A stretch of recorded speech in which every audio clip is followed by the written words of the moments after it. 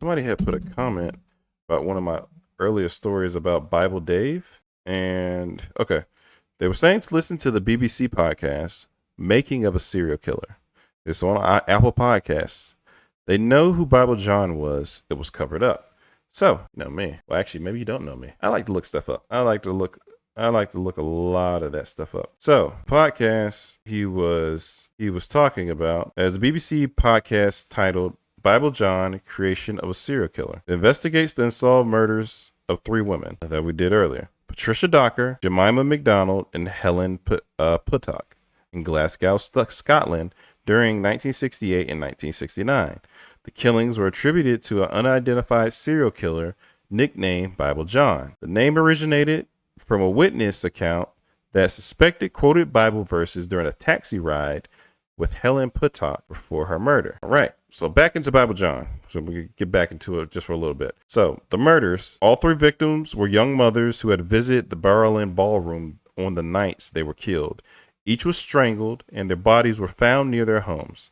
The killer's modus operandi, or MO, included signs of sexual violence and peculiar details such as sanitary items being placed near the victims' bodies. The investigation prompted one of the Scotland's largest manhunts involving over 5,000 interviews. A composite sketch of the suspect was created based on witness accounts, but no arrests were made. Suspects and cover-up allegations. The recent investigations, including the BBC podcast, suggest that police may have suppressed evidence implicating John Irvine McGuinness, a cousin of a senior officer. McGuinness was reportedly linked to Helen Puttock via DNA evidence in 1995. The results were inconclusive.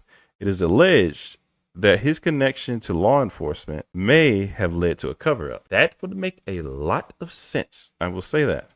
That would make a lot of sense. Okay. So the podcast claim, let's get into that real quick. So the podcast claims the podcast explores how police procedures and potential corruption may have hindered solving the case. It alleges that high-ranking officers protected McGuinness due to his family connections.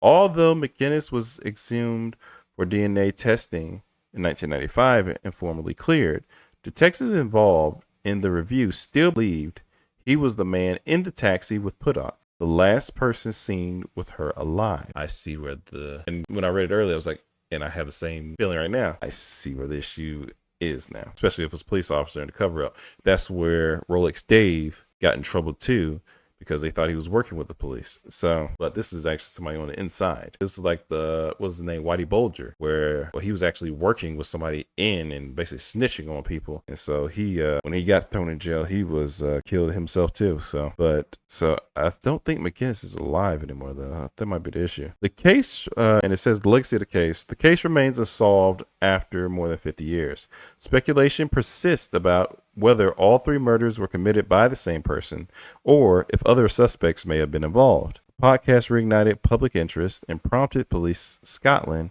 to re-examine its findings. Yeah, no, man. You would have to. Let's see if McGuinness, because if McGuinness is still alive, it would definitely make you question a lot. And I can't remember if he is or not, but it would definitely make you question a bunch of things, especially if he had DNA evidence linked to somebody from 1969 and that he's a cousin. See, he was a cousin of one of the original suspects in Bible John's investigation related to senior police officer. However, Jean Langford had not picked out numerous identity parades. Yeah, this is, let me see, is he still alive? I'm saying he died in 80 by suicide. So he had served a Scots Guard, died by suicide in 1980 at the age of 41.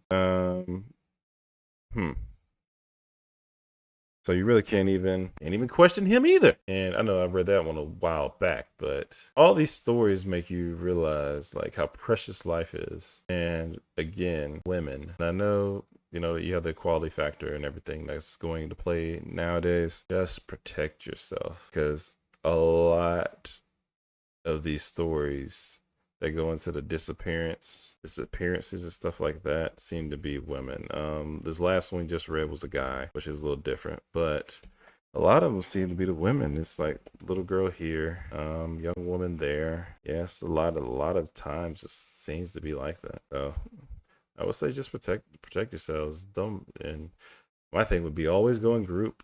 Go as a group, leave as a group. That would be my thing. That definitely would be my thing. But I'm gonna stop there. I'm gonna stop there for today.